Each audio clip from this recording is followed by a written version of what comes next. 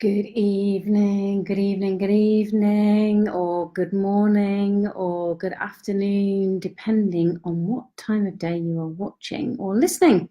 Because usually the only people who get to see this bit are those who watch on the recording, unless you're somebody who is right there and jumped on right now. And if that is the case, good evening.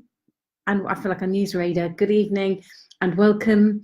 It's Jules Wyman here from juleswyman.com. And if you haven't guessed already, I've done the mistake of watching a load of things that have just made me laugh a lot before I've hit go live on this. And I've now kind of in my head got the giggles about a couple of little things. Not that they're not inappropriate to share, it's just I wouldn't even know how to describe them because they're very visual gags. Okay, so yes, welcome to the Confidence Conversation. I'm going to do, I am just going to stay on here and stay here for this moment in time.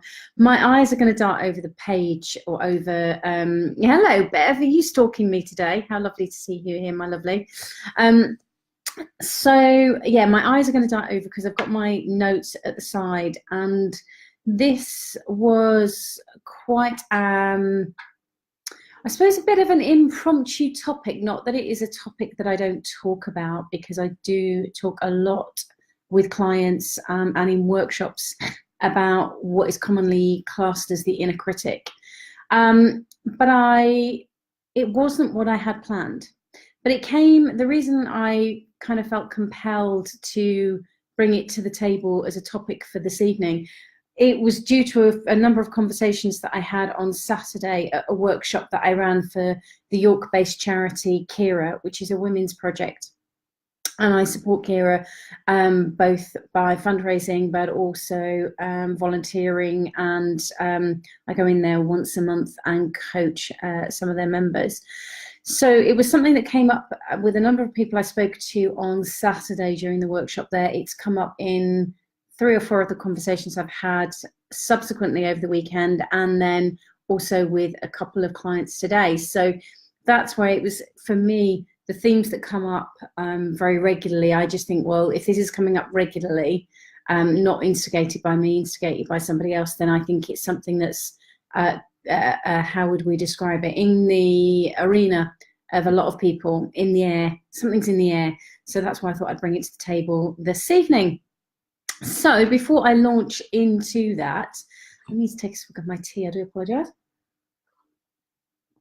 As I've said, if you missed it, I was watching a few things before I came on live that have made me have the giggles. So I'm not as well focused at this point as I usually am. So before I launch in, for those of you that are joining live, then do drop down and say hi. Bev's already off the mark and stalking me, which is fantastic. Thanks, Bev. I love a good social media stalker. I'm very appreciative of you sharing my article on LinkedIn in a nice way. Absolutely in a nice way. My gosh. I welcome even more stalkers like you. That's fantastic. But yeah, thank you so much for sharing my article on LinkedIn. Hey, Sharon, nice to have you here as well.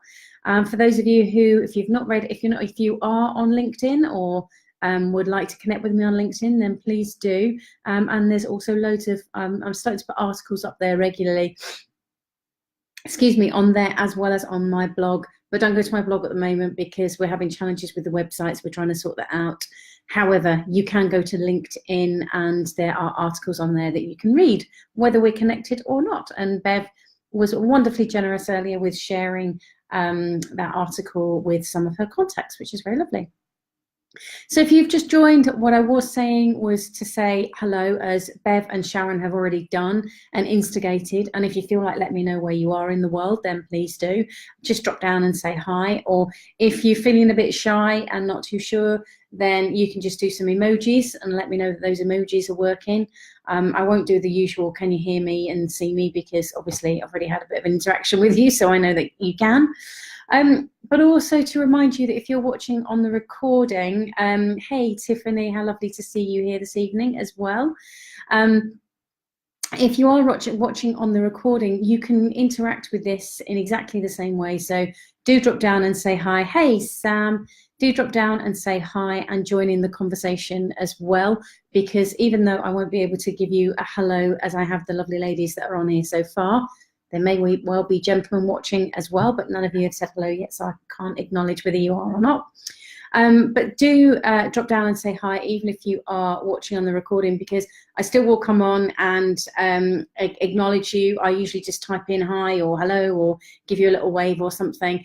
And equally, if you've got any questions or comments or insights or queries as we go through this evening, both live and if you're watching on the recording, don't wait for me to invite you to join in and share your thoughts.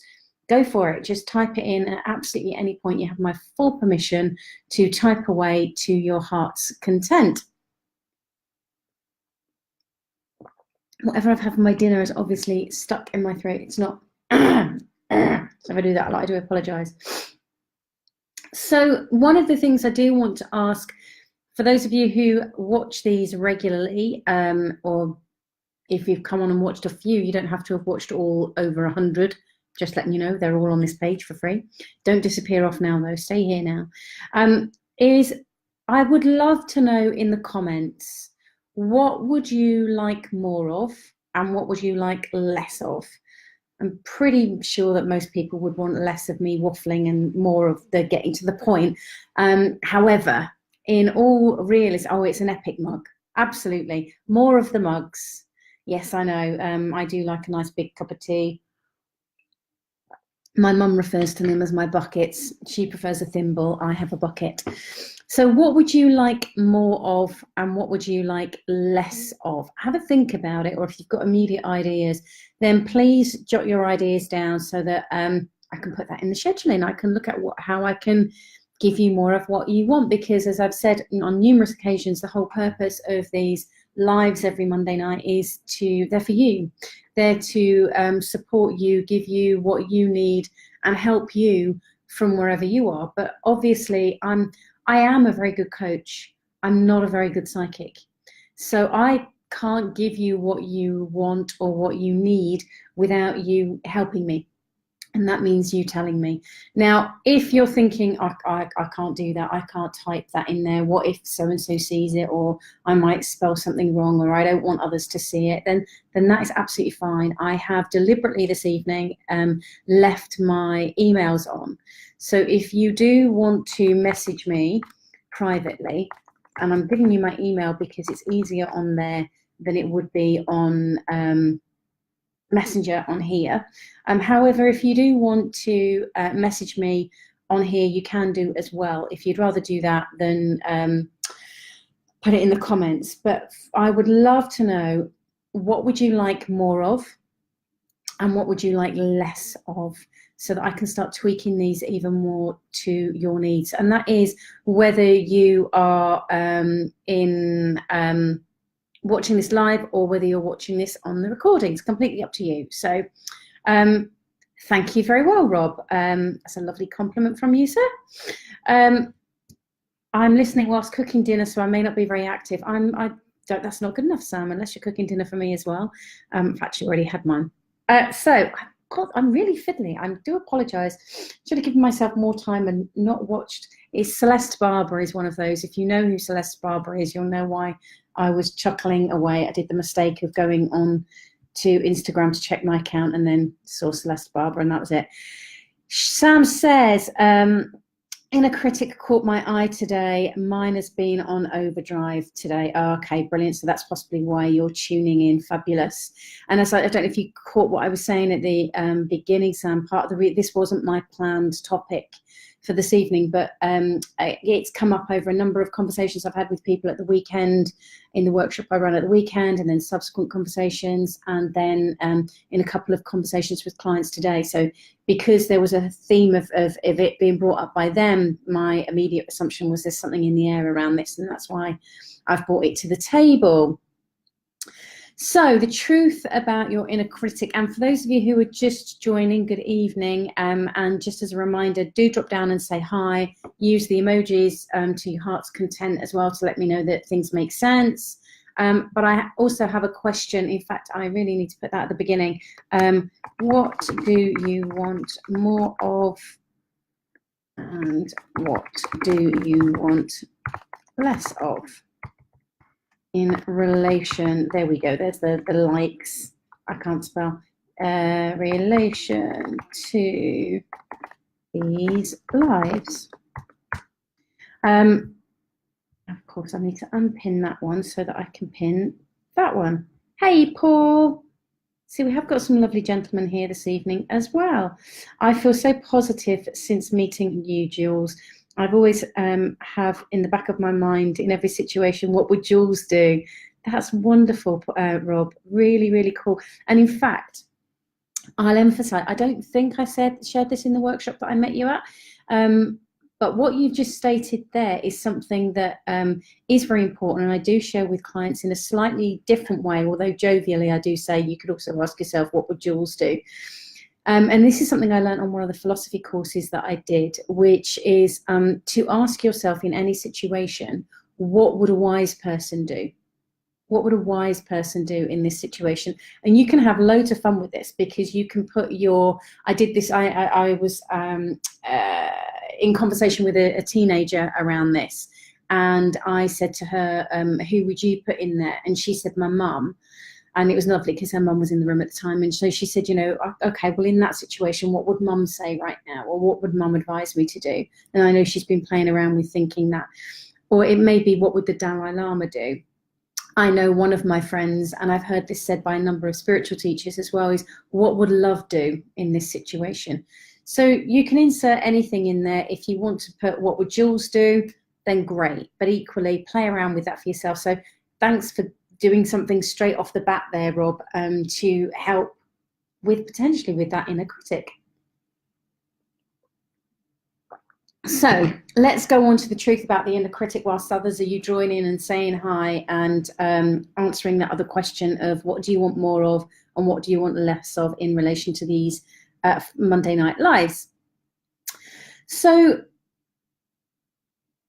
I'm just going to say something straight from the off the bat, at which I'm going to make an assumption with. I do recognize it's an assumption, but I'm basing this assumption on all of the conversations that I've had with people around the inner critic specifically. That and if you don't know what I mean by the inner critic, what I mean is that voice in my head, in your head, that says really quite unhelpful, unkind, mean, rude, derogatory, criticizing things on a moment by moment basis.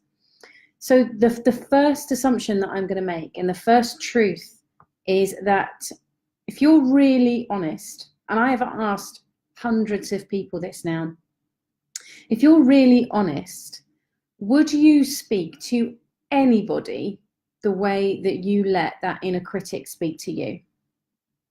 Put yes or no, Y or N in the comments. Would you speak to somebody else the way that you let that voice speak to you? Put yes or no, Y or no, Y or no, Y or N even in the comments below. Would you speak to somebody else? And in fact, would you speak to a child the way that you speak to yourself in that way? Because I am making the assumption that you wouldn't. And very often the statement that, yeah, Paul says no, the statement that the situation that I invite people to think about, Tiffany says no, the statement that, or the comment that I suggest to people is, or the situation I suggest is, if there was an adult stood speaking to a child, yeah, William, absolutely, no, Susan says no, sorry, William says never, Jules says no, there you go. So if you had an adult that was speaking to a child the way that if the adult was your inner critic and the inner child was you, or the little child was you, I've said this before, if that adult was speaking to you, that child in that way, my assumption is pretty much every single one of you would interject in some way, shape or form. You would separate the two of them. You would get in the way. You would comfort the child. You would take the adult away and go, hang on, what's going on here? I did ask this once, and there was a majority American people in the audience, and someone did literally say, I call the cops. and it was hilarious the way it came out, but it just goes to show the intensity of how that person's inner critic was talking to themselves. And let's be honest, it's very often like we are speaking to a little child, that we're not really speaking to an adult in a really helpful, it's not like adult to adult, but even if you saw two adults speaking to each other in that way, I'm pretty sure that you'd intervene. So my question really is then, why do you let those thoughts happen, and why do you engage with them? Why do you give them any time of day if they are that abusive? Which, judging by your responses, and Rob says no because they would be using very bad language, exactly. And even though we laugh about it and we go, oh, you know, it's bad language and they're mean and they're awful, actually think about the impact that that has on you, has on your life. Because my assumption, again, is that if you wouldn't let an adult speak to a child that way, and if you would interject if two adults were speaking in that way, and you certainly wouldn't speak to another person in the way that you let that inner critic speak to you, then my assumption is that what's being said internally is not pleasant. It's not nice. It's downright offensive. And you see, the reason I use the term inner critic is because that's the one that's more commonly used. It's more common parlance. But I actually think it's far more honest to recognize it as an inner abuser. It's bullying. It's abusive. You know, really and truly, that is domestic violence. And I'm not dismissing or belittling anybody who's experienced on the physical side of things. Years ago, I was in a relationship with somebody that wasn't very pleasant at all. Neither of us were very pleasant. And he was verbally very abusive. And I remember I went on a very long car journey with a friend's mum who had experienced extreme levels of violence, domestic violence, from her husband, as it was at the time. And I remember just talking to her about it and just asking, you know, how did she survive that? How did she keep going on a day-to-day basis? And how has she come through it on the other side? And I remember at one point she chuckled and she said, you know what, Jules, the thing is what you're describing that you've been through, so the relationship that I was in and what she's been through, she said, the thing is she said, my bruises and my broken bones have healed. She said, but you're still dealing with that in the inner torment of that psychology. You're that inner torment of what that person was saying to me. And at the time, I remember thinking, yeah, she's right. And how torturous that really was. And that's why I think we need to stop thinking about it as an inner critic, because I think we how do we put it? We're downplaying it if we're just calling it an inner critic. It's an abuser, because pretty much all of you have agreed that if you saw an adult speaking to a child that way, you'd intervene. You wouldn't let an adult and an adult speak to each other in that way, and that it's actually really mean. So therefore, it's abusive. And that's the first thing I want you to really recognize, is that this isn't just a little bit of criticism. This is abusive. This is an abusive relationship that you're in with that internal voice. Does that make sense? I know this may sound odd, but give me some thumbs up if that makes sense.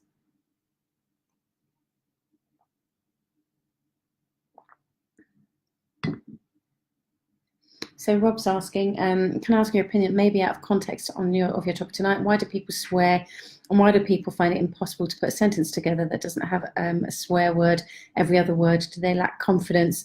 Are they hiding? I think that means behind the swearing. Yeah. So there's lots of thumbs up that's making sense there. So Rob, I'm not going to address that mainly because there's loads of thumbs coming up. So that is making sense for people, mainly because I think that is, I don't believe that people use swear words because they lack confidence. I swear. I tend not to swear on here because I know quite often people have children around, so that's why I tend not to swear, or do my best not to anyway. So I personally don't believe that's anything to do with a lacking in confidence, and I can certainly tell you that my coach swears like a trooper, and he certainly doesn't lack any confidence. So I don't think that those two things are linked, and I don't think that's an easy one to answer because it comes in from different angles where languaging is concerned. So I'm going to put a pin in that one, Rob. I hope that's okay with you. So the second thing, the second truth, now that I've said about the inner critic, is actually the inner abuser. And I would really like you to recognize that and start understanding it for that. And by the way, don't abuse yourself for having an abuser, because then that hooks the abusive behavior into a pattern that continues. So the second thing I want to be very clear about this abuse is that if it worked, because I know this is a conversation I have with people that will, to a certain degree, will put their heels in the sand or heels in the ground to sort of say, yes, but I need my inner critic, my inner abuser to help me get things done and make change. If I don't have that there, then I won't make change. I'm going to call that out as utter BS.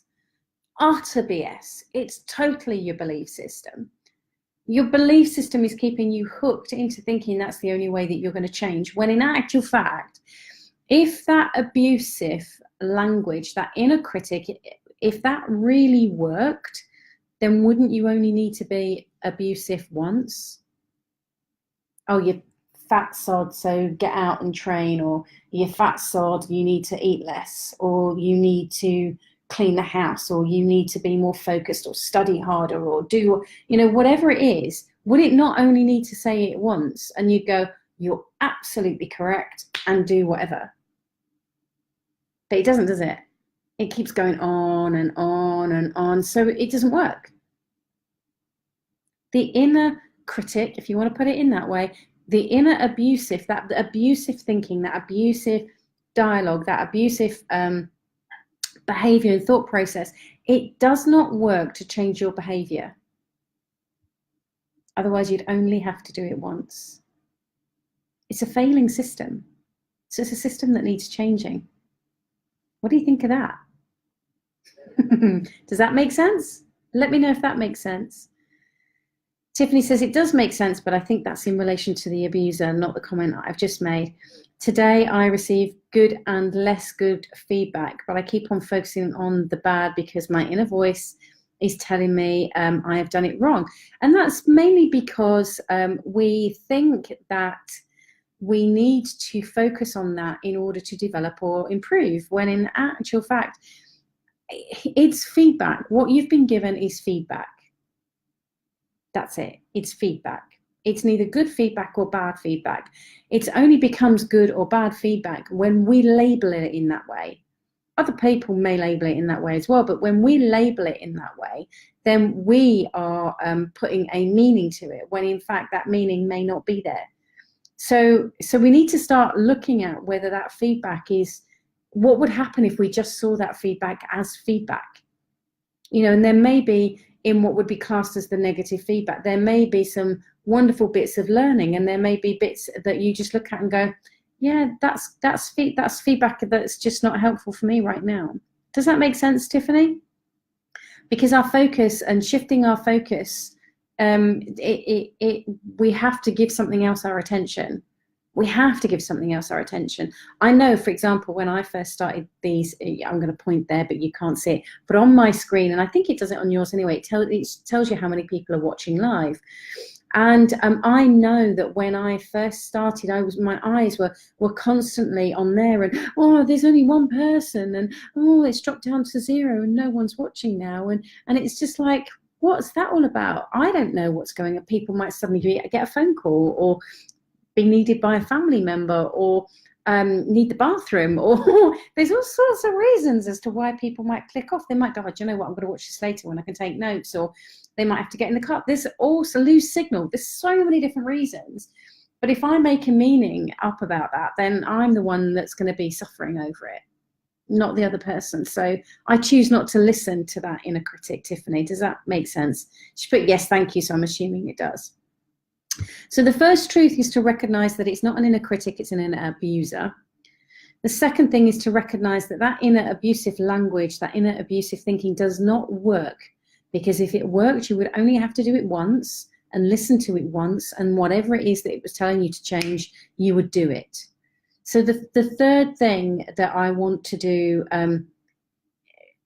or would like to share with you as a truth, is not an easy one to grasp. So I'm going to take a swig of tea before I say it.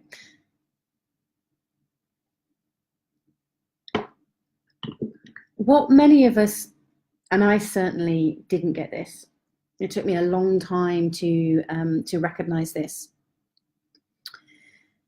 is that we can become addicted to that type of thinking, abusive thinking, just in the same way that people can get caught in abusive relationships, be that physical or verbal. We can get addicted to being in that space, and it's not an easy thing for us to recognize for ourselves, because it's quite, well, I'll speak from my own personal perspective.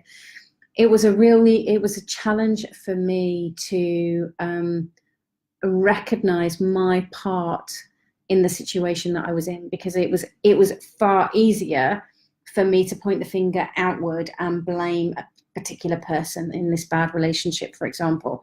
If I then had to take responsibility for myself and go, hang on a second, what's going on here?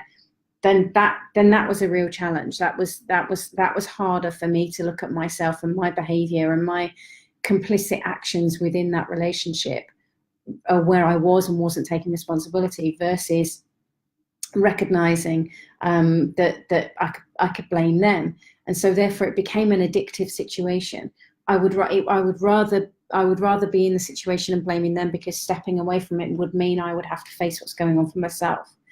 And just in the same way that people can get addicted to various different substances, or drugs, alcohol, cigarettes, sugar, shopping, gambling, sex, social media, TV, you name it, just as much as many of us, because it's the way that the human brain works. I know that and I used to say, oh, I think I've got an addictive personality. We've all got addictive personalities. We just get addicted to different stuff. I've got friends who are like, oh no, I don't go anywhere near any drugs because I've got an addictive personality. But then I can see them on their social media every 20 seconds. And it's like, well, that's where it's showing up, because it's part of how the way that the brain works. And so this inner abuse that we give ourselves can become an addiction too, because it may be that we become addicted to the stress that it creates. And if it creates a level of stress, then our bodies are going to be releasing cortisol or adrenaline, for example, and they become addictive within the body. So if there's a period of time where I hear people say this, oh, things are going so well, but I'm kind of waiting for something to go wrong. It's that part of the body that's waiting. It's like, oh, hang on a second, I haven't had my fix for a while. So if something external is not happening, it will create it internally. So it becomes an addiction, and if we're not aware of that, then we can stay under its illusion and under its entrapped by it, and not be able to step away from it. Does that make sense? So that's why when I was having these conversations, let me know if that's making sense, by the way. When I was having conversations with people over the weekend, and also, as I said, those with clients today, that I really wanted to make it be very pointed about about what's classed as the inner critic, and how these three truths are so helpful for us to even start to take a step into looking at things in a different way. So the first thing is to remember, it's not just a gentle little critic, it is an abuser. And abusers want to, hi Caroline, abusers want to, they need something to control. That's part of the process. So that thinking, that is not an inner critic, it's an abuser, and it's looking to control something, namely you in that instance. The second thing is that you've got to recognize that that abusive way of being has never changed anything. If it had changed something, then it would have only needed to have done this once in order for something to have changed. It wouldn't need to continually going over stuff. So, for example, Tiffany, linking what you've just said about the feedback, it would need to go, okay, I've got that bit of feedback, right, done. But it's not, it's harping on, it's going over and over and over. And the third thing to remember is that it is an addiction that we need to learn to step away from, that we both physically, physiologically and psychologically become addicted to. So we need to be aware of where those addictions lay, and therefore be able to make steps away from that and take steps in a different direction. So Rob says, just done a bit of research, Jules, and they are saying these are the steps to help with dealing with the inner voice. Identify your inner critic. Inner voice is telling you, recognize from where the voices come from, respond for your inner critic voice, understanding how you're influenced into your behavior, changing your self-limiting behaviors. Yes, whilst that is great, I do have a different perception around that, especially when the step 2, which is saying recognizing where your voices are coming from. Because very often they can then get labeled as, oh, it was one of my parents, or it was a teacher, or it was a sibling, or it was a big another family member. It's usually family members or those that we were close to when we were growing up. And the thing with that is whilst we may have heard them say something and we've taken that on board, it's us that have continued it, because really and truly, the majority of us that have that inner critic, that inner abuser right now, is not with that person.